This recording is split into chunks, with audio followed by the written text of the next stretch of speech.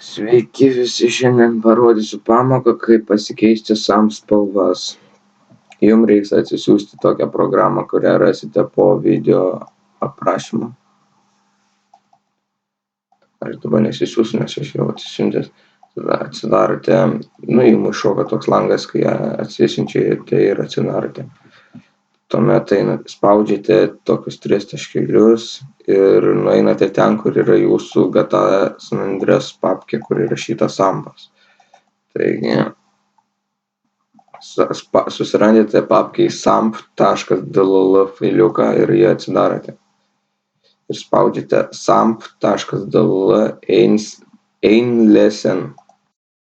Jums atsiranda štai toks, čia viskas. Pas jūs bus originalios raiškos spalvos, nes aš čia kuriu prieš tai biškį nepavyko. Dabar paaiškinsiu, ką jos visos reiškia. Taigi, HP bar, tas pats pirmas reiškia, kiek jums gyvybių yra. Tas, visa, kiek gyvybių dar yra. Antra eilutė reiškia, kiek gyvybių jau nusiėmė, čia, matosi, neryškiai yra, matosi. Trečia eilutė, kiek šarvų yra, štai čia. Ir ketvirta eilutė, kiek šarvų nusiėmė, štai čia.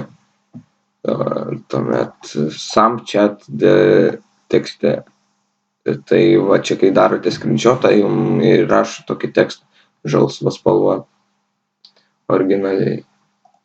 O CAR-DLL, tai tikriausiai žinote, kai parašai /DLL, man rodos, ar DLL, dabar neatsimenu, jums iššoka toks tekstai ant mašinos.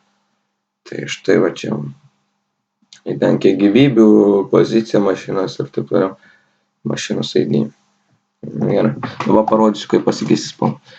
Tai va, spaudžiate ant tokių spalvotų kvadratukų, kur yra prie tokios tos juostelės ir pasirinkite, kokią norite spalvą.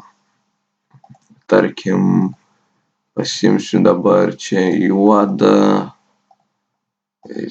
čia pasimsiu šviesiai mėlyną kokią, čia, tarkim, raudoną kokią, šitą pasimsiu, rūžavą, šitą oranžinę ir šitą, tarkim, kokią, tokia raudona tokia, kažkas panašaus. Ir spaudžiate samp.dll speinhern, taip, gal perskaičiu, nežinau. Ir spaudžiate tą mygtuką, kur čia yra po samp.dll. Jums turi išmesti tokią lentelę ir OK. Dabar einate į savo GTA San Andreas ir pasižiūrite, kaip atrodo.